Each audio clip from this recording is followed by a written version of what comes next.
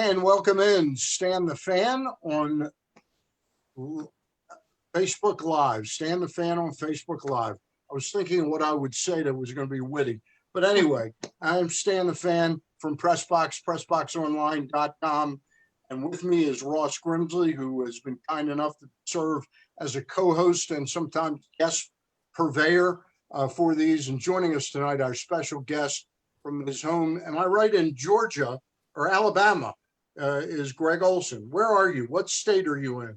I'm actually in Orlando, Florida, with my youngest son doing a travel baseball tournament, and lucky enough to stay at an Oriole fan's house, Lee Jansen. I remember the name. Sure. Yeah, two-time U.S. Open winner, 93 and 98, and they were kind enough to offer their house, so my son and I are staying here. That's awesome. Did you get in any golf with him? I got one round with him, and then he took off driving up north to Michigan for the senior tournament that starts this week. Now, your son, you and I talked a couple of weeks back when I tried to get you on this, but I didn't give you enough notice. Your son is a high school player right now, correct? Yeah, he will be a junior in about 2 weeks. And what is his name? Ryan. Does he pitch or is he a fielder? Does a little bit of both. Shortstop, and then he pitches, and initially made his travel ball team as a shortstop, and then they saw him pitch and threw yesterday 7-inning complete game shutout versus a pretty decent travel ball team down here in Orlando. So threw really well. Walked one guy that I really didn't like, but other than that, whole bunch of pop-ups and soft contact. So does he have the same hammer that his dad has? Yeah. You know what? We're getting that. He's got a little bit of a mechanical flaw that he is not getting to the front side, and so it's really tough to throw a curveball up against a locked front knee. But I saw a couple of them yesterday, and it was enough to keep everybody off balance. He's getting the hang of it. I didn't have it until I was a sophomore in college, so not really that concerned with it. Ross, go ahead. Yeah, hey, Otter, where you raised in Nebraska, correct? Yes. And what's amazing is high school, you guys won 4 straight state tournaments, which is amazing to me. Did you have that hook then, or did you get it when you went to Auburn? When did I guess the thing, where did you learn that from? You know what? A guy named Gene Klein was a local guy, and he had been around Sandy Koufax, and so he learned the process. And my dad and he were friends, and so I started learning how to spin it at 13. I wasn't allowed to throw more than one a game when I was 14, and then I got to high school, started spinning it. It was, it was your big traditional curveball. And I got to college and I started going, okay, you know what? Everything I want to do is throw everything 100%. And my curveball is not allowing, curveball is a tough pitch to throw as hard as you can throw it. So I started tinkering in college on how to throw it as hard as I could throw a curveball. And I learned that I could shorten my stride on my landing foot, and I would say 6 inches, but might be a little bit less than that. But that would create the body helping the arm to get out front and create more tilt. And all of a sudden, once I got my sophomore year in college, it was like, wow, I can throw this as hard as I can throw a baseball and still create the spin, and still, and my stride length would dictate the height level of the curveball. So if I really wanted to go a 58-foot curveball, then I would have to stride a little bit shorter, and so I would dictate the height level of the curveball by my stride level. Yeah. Sorry, I got NCIS going on right now, and it looks like it's getting heated. So I'm seeing all the flashes in the background. Did you have big hands? No, I actually got small hands. Yeah, and that's what I never could throw a quality curveball. I mean, on the equivalent of yours. The other two best that I've seen, Bert Blyleven and Nolan Ryan. Yeah. And I got to hit off of both of them, which was no fun at all. But they had some snapdragons. But what really made them effective is they come out of it. They were overhanded on the top, and they come break a ball at the same spot. And it was you look for one, you get the other one, you're in trouble. But yeah, I just wondered. A lot of guys with good curveballs had big hands, and I know that Mike Cuellar, great breaking ball, great screwball. He had huge hands, and they were strong as they were amazing. Can I just follow up with that? You mentioned that the guy who taught you was friendly with Koufax. Have you ever had the chance to meet Koufax and discuss curveballs with him? Yeah, it's actually one of those moments in my career where I look back going, you know what, I really wish I would have learned this sooner. And it was my last 2 years of playing were with the Dodgers, and Sandy Koufax. Sandy Koufax is Brooks Robinson. He is the nicest human being on the face of the earth. And I finally got comfortable enough around him my second year in camp. And I would just say, Sandy, hey, I'm going to go throw a bullpen. Do you want to come by and, input, watch? Right. And he would absolutely. And he'd follow me out there and watch me, warm up, get loose, and then stand behind me and just have a dialogue. And all of a sudden, we started going through it, and my curveball, after I blew my elbow out in '93 with the Orioles, my curveball was adequate. And it wasn't, I wasn't protected with having a pitch that I could just go, you know what, I can get out of this jam here. And so he showed me his grip and his hands. Ross, to your conversation, his fingers were an inch longer than mine. Yeah. And I sat there looking at it going, that's just not even fair. No, not right. And so he shows me a different way to grip the baseball on a curveball. And you know what? It brought my curveball back, and it was one of those moments where I just kind of go, you know what? If I would have had this in 88, 89, when, I had the arm speed to actually throw a hammer down, this would have been frightening. How much better my curveball was just with the change of, and it wasn't the change in location on the baseball. It was the way that he held the middle finger on the seam. And, it was frightening. Did you ever have any arm? Did it ever bother you if you threw too many of them? I never heard of a lot of guys that threw curveballs that had problems. They usually had problems when they threw the slider that affected their elbow. Did that ever, any injury problems come up from throwing the curveball? You know what? My problem was when I went down to instructional league in '91 after I had, not a very good year. And the Orioles wanted me to go down there and get a slide step. And our pitching instructor at the time changed my mechanics to a drop and drive, from a drop and drive to a tall and fall. And my breaking ball went from a straight overhand safe curveball to more of a throw and turn. And it shortened up the break. I was probably throwing, this curveball at 85. And that's what blew my elbow out. It wasn't, the traditional curveball is safe. You're not making any turn. It's a safe breaking ball, and that's the one that I teach. But I'd never had an elbow problem until I started doing the throw and turn, at the end of release. You guys, go ahead, Ross, go ahead. I'm wondering, why did they make the change? Why did that, if you ever find that out, Ross, I would love to know. I mean, they didn't give you a reason why they wanted you to do it? It was a suggestion, and it was working on, I gave up, it was, so I had a great year 89, great year 90, 91. You gave up a bunch of stolen bases, didn't you? I did, but you know what? It was, I would walk the leadoff guy, and then they'd steal second base, and then I'd break somebody's bat, and he'd flip it over second base, and I'd blow a save. Right. And they were like, okay, we need to fix this. We need to get a slide step. Well, the slide step evolved into, hey, let's see what this looks like. Oh, geez.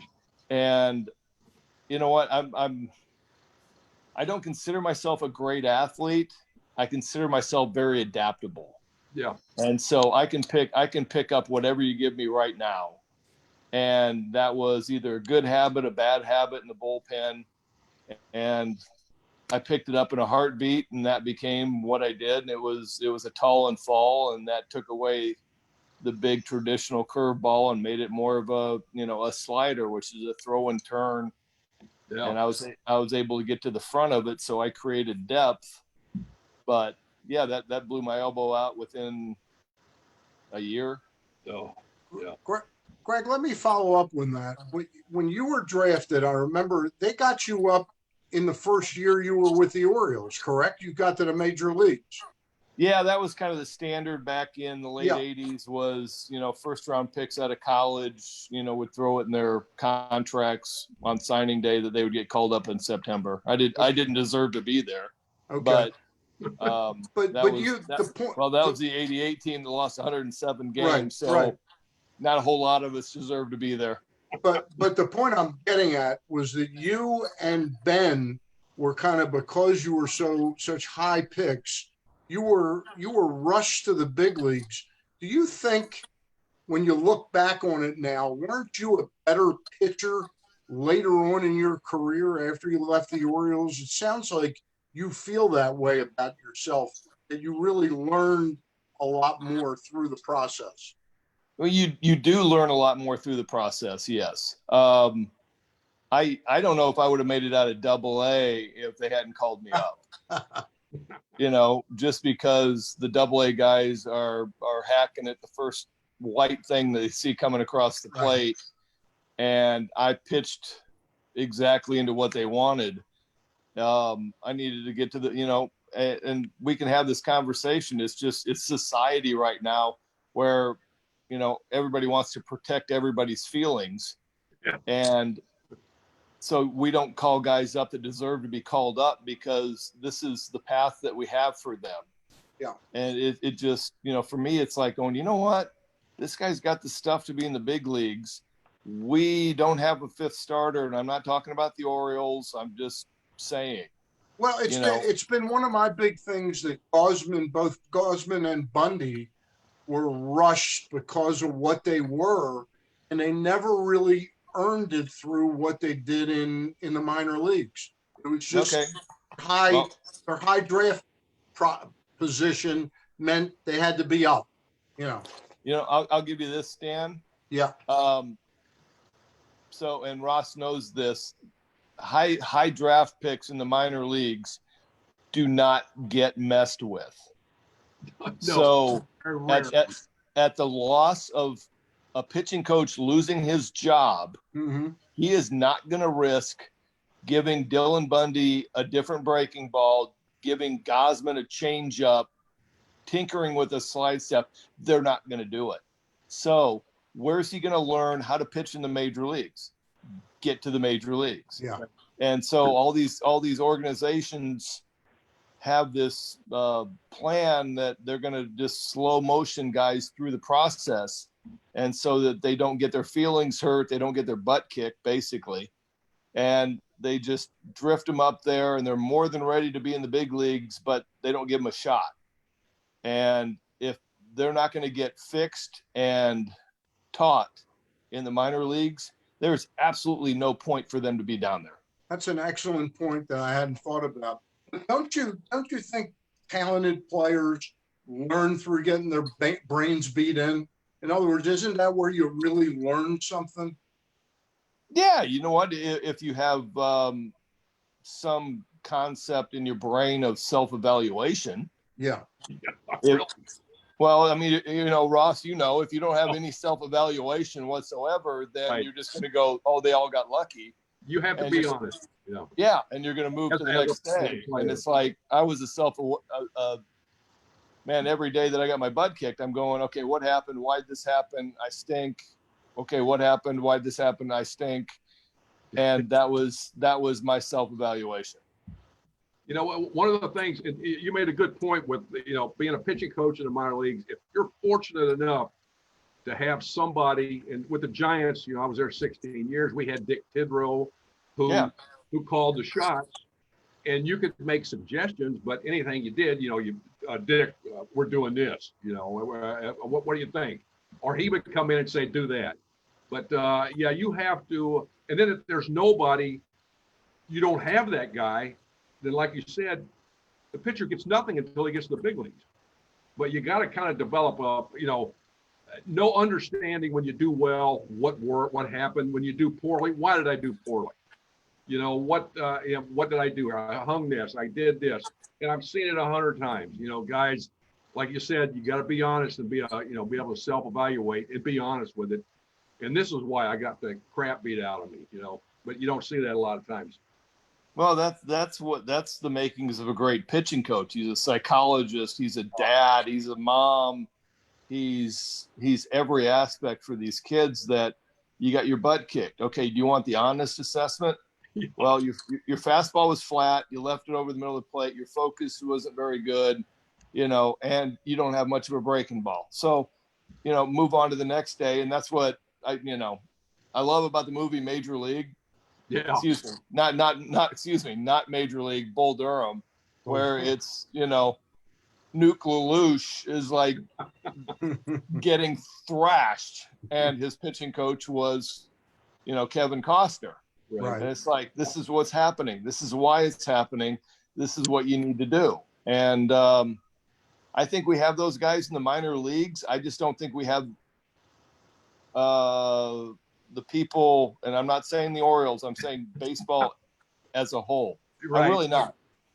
Because I did the Padres for 4 years as a advanced scout, and so I sat in their spring training meetings, and I think we don't have people that are willing to make changes to mechanics until a person fails, you know, and so they let these players go as far as they can go until they fail, knowing that their mechanics aren't going to work. And it's one of those where it's like, I just wasted 3 years of my life. I got up to AAA, and you guys had this great answer that you didn't want to give me until I screwed up and I was willing to listen. And so that's the state of baseball, is everybody's afraid to make changes to a top prospect. And that's your answer to Gosman and Bundy. At least they threw him up there and let him figure it out. Yeah, it's funny. I just have a sense, and I didn't love Dylan. I thought he was like a savant. I thought he really knew how to pitch, but he was having some problems. And I think he's got the best pitching coach he's ever worked with right now in Mickey Callaway out with the Angels, who helped fix Ubaldo Jimenez in Cleveland. So I think Callaway's going to do some really terrific things with Bundy. Did you see him pitch any of the other night? I did not. He was very one of the biggest problems I saw with him. He was belt high with everything. He never finished the pitch. He stood straight up. He had an angle. He never could create a downward plane with any consistency. The other night he had it overall, and that's with him. If you don't, I mean, with any pitcher really, if you don't have much of a downward plane, you're going to have some problems. But you know what? I mean, me for Dylan, Ross, was if he's not locating his fastball, and his fastball the last 2 years hasn't been major league quality. Right. It's been 91. And if you're not locating 91 and you're out over the plate, you're going to get Soleil'd. Yeah. And I felt like his slider and his changeup splitish thing were better than adequate. And he probably should have been pitching backwards and protecting the fastball, as opposed to, you know, trying to start guys off with fastballs and then get to the breaking ball. Is like going, man, you got to wipe out breaking ball when you throw it. Start throwing it, and then guys will start looking for it, and then you can get by with that 91. Yeah, and he didn't get. I mean, you make a mistake here in Camden Yards, and it's you got some problems. Ball flies out like a rocket. You know, I'm still so mad that I came up here and the opening day of Camden Yards in '92, and they had 375 in the left center and right center gaps, and I actually believed it. What do you think it really was? 355, 358? Yeah, and then they, in the summer it gets to be a little jet stream out those Yeah. ways, and it's like going, man, that's playing like about 310. Yeah.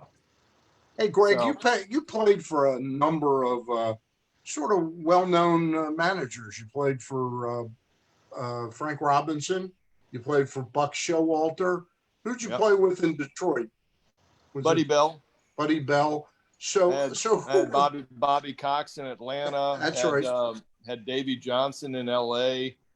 Had Tony Muser. Yeah, that's the fun thing about playing on, 9 different teams is you get around, and Bob Boone was a great manager. Yeah. It was fun to pick his brain on the catching side of of life. But go ahead, Stan. So the question was, of those guys, were the guys that I would automatically say were the best two, probably Bobby Cox and Buck Showalter, were they the best two managers that you played for in your career? Or some of the lesser guys, the guys that stand out to you? Bobby Cox was amazing. I was kind of shocked when I got there how much of a mess the bullpen was. Uh-huh. And how it was run. And I don't know if I blame that on the pitching coach, but when I'm sitting out in the bullpen, and that's kind of the only way I really judge how something's run. When the phone rings and 3 guys take off their coats, nobody knows what their job is. That's it for me. And so every time the phone rang in Atlanta, 3 guys were taking off their coat. And I'm like, this is not a well-run bullpen. Usually everybody knows their job. Phone rings, 1 guy takes off his coat, and that's his time to get up. And so I saw that a little bit with Bobby. Showalter, in my mind, was awesome. Had his hands in everything, knew everything, extremely intelligent, and knew exactly, the situation, the game, everything else. Bob Boone was really good. And you know what? In Baltimore, I liked Frank. Frank communicated. Yeah. He let you know where you were at, and he was hard on the hitters that were struggling. But, when you hit 586 home runs, you don't really understand when guys don't. He was hard on pitchers that pitched to him. Yeah. He'd yell at you. Oh yeah, no, he was. Yeah, he came out one time and just looks at me. He goes, "You see all these gray hairs? They're because of you. You're killing me." Thanks. And I was like, "Thanks, Frank. What do you want me to do? How do I get out of this?" Hey, I got to ask you, because I had you on my radio show a couple of times, Greg. You were on the mound when Buck Showalter intentionally walked Barry Bonds, correct? With the bases loaded? That would be correct, Stan. Okay. So Forget it. So what was the whole situation? Can you relive that for 2 minutes? You only want it in 2 minutes. Yeah. Okay, so I came in. Take 3 minutes. All right. I was closing for Arizona. Right. And Bonds was out of the game, so he came in to pinch hit for somebody in the 7th spot. And so as soon as he walked in, runner on first base, Bonds was the tying run. Bonds was in 98. Bonds was Bonds. So I came in, I was closing, needed to get, 1 out in the 8th and then go through the 9th.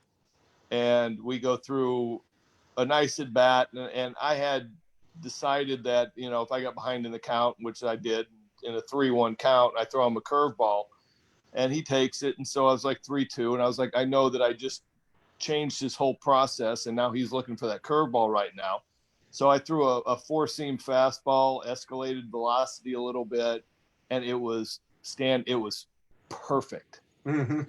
I couldn't have put it in the catcher's glove right over the edge of the corner. It was perfect. And the umpire called it a ball. So I ended up walking him, getting the next guy out. Well, Bonds had peeled off every piece of armor and things that he was wearing outside of the uniform. and sat them in the left-handed batter's box and then literally walked 90 feet. So now I'm livid because he's showing me up, and I actually should have struck him out. Right. And so get out of the eighth. Dave DeLucci hits a home run, make it a 3-run lead in the ninth. And I come out, get the first guy out, and normal San Francisco stuff. It starts pouring rain. My back foot's a little squishy, and I end up walking 4 guys, give up a double, and by the next thing I know, Bonds is coming back up with the bases loaded, and I got a 2-run lead, and I am done.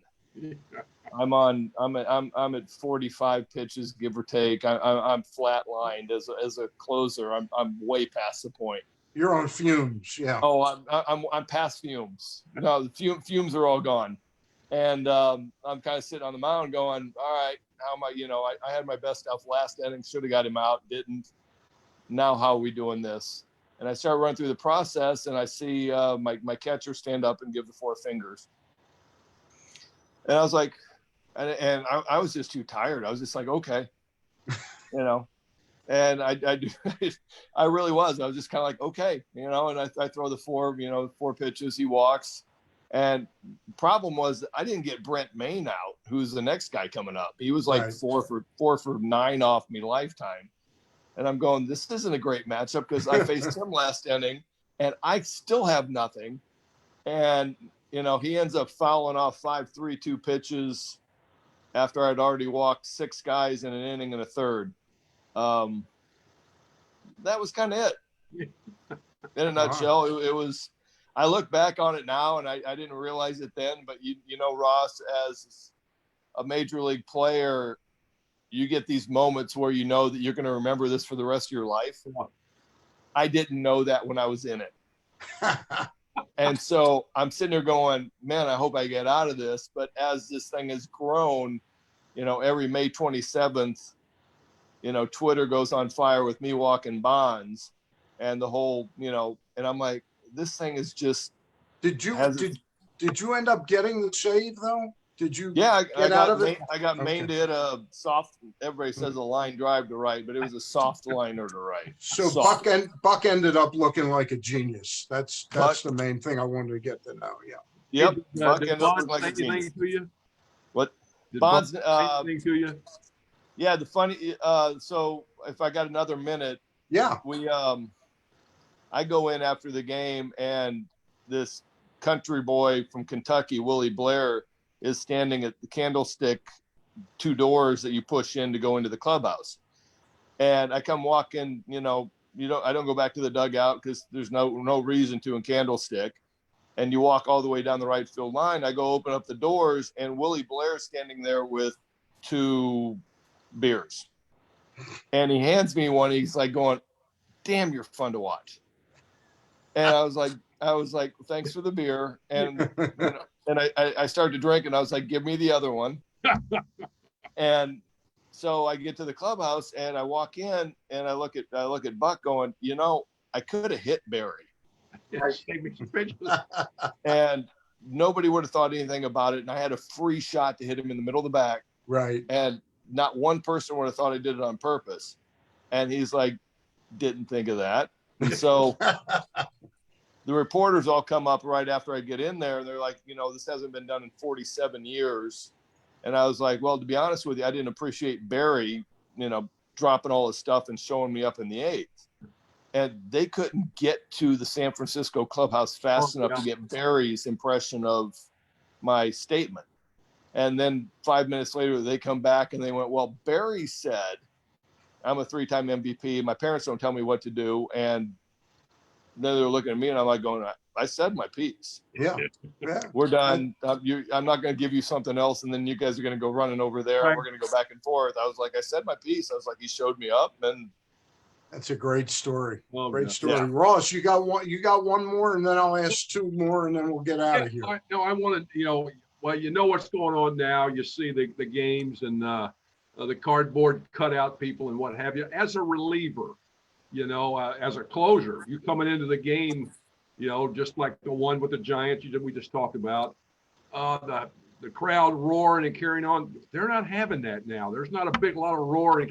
How does that affect a closer coming into a tight game, hearing the crowd getting into it, being here in Camden Yards, you know, or Memorial Stadium, wherever? How does that affect you coming into the game, and how would it not affect guys now?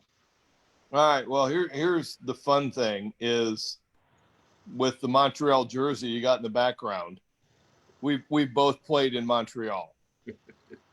So it's basically like playing in front of nobody. Yeah. Yeah. You know, and I'd sit there and say the crowd gives you adrenaline at home, but the negative energy is really good on the road. But you know what? My biggest fear was walking into the clubhouse after I screwed up a major league game and looking at the other 24 guys. Yeah. And it's like, you guys did all your jobs. I didn't. I stunk. Yeah. Yeah. And it's all my fault. And you know what? I had the one job in professional sports where, you know, maybe a kicker, I might throw a goalie in there, but for the most part, you know what? I could walk into a clubhouse and go, you know what? All you 24 guys should have won the game. I screwed up. Yeah. Yeah. And so that was my biggest fear. It wasn't 55,000 people in Toronto. I didn't hear them. That part of it was the greatest movie pitching wise for me was For the Love of the Game by Kevin Costner, where he's going, you know, shut the mechanism. And he would turn off all the fans. I wouldn't hear 55,000 people. Right. I would hear the one guy that was sitting over in Montreal over the dugout yelling, you know. Yeah. But 55,000, not one word. No. So the motivator for you was not letting the other 24 guys down. Yeah, that was your motivator. I mean, you know what? Most of the closers I talked to, it was a fear of failure that was the motivation. Yeah. You know, and I talked to Dennis Eckersley, and he's like, man, I'm so afraid of losing that's my motivation. And I was like, I was exactly the same way. I was so afraid to fail that I knew the repercussions for me were going to last me a day, 2 days, a week of just that memory of me screwing up that game. Hey, I got one more thing that I'd hoped to get in earlier, but we got into such an interesting conversation. You're a smart guy. You understand the game and how players develop.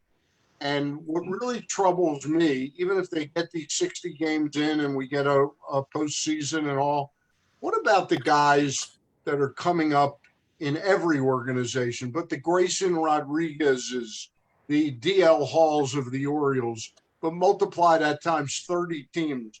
What is going to be the end result of them missing a season, essentially? How will that affect their development, Greg? I think that's going to be an aspect that everybody can keep an eye on. Yeah. And maybe this would be a good question for Ross too. But if I ran through it and I got left out this year and I'm sitting at home, I would be fine tuning my mechanics to absolute perfection. I would be finding and trying every pitch, you know, cut fastball, split, you know, circle change, a pitchfork change. I would be trying every pitch with a catcher and just going, what am I good at? This is my one time. I never get this time to go, what could I be good at that I've never tried? You know, and, you know, in college, I picked up a cut fastball. I wish I would have kept it. But you run through it and it's like, this is your one time as a hitter. What can I fix that is keeping me back?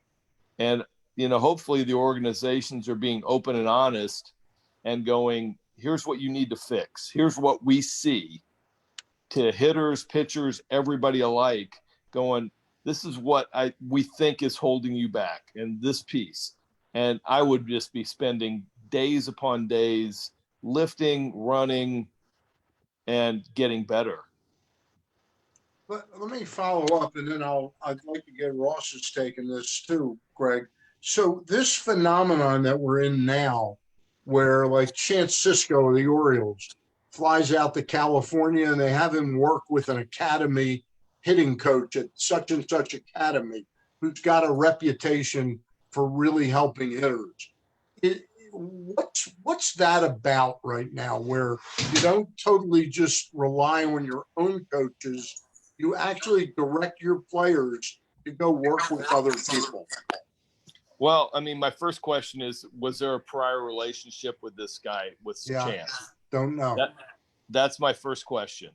If there's something that this guy had done with Chance in the past, then Chance should have been doing this in the offseason. Yeah. He's just one example, though. You hear more and more academy stories.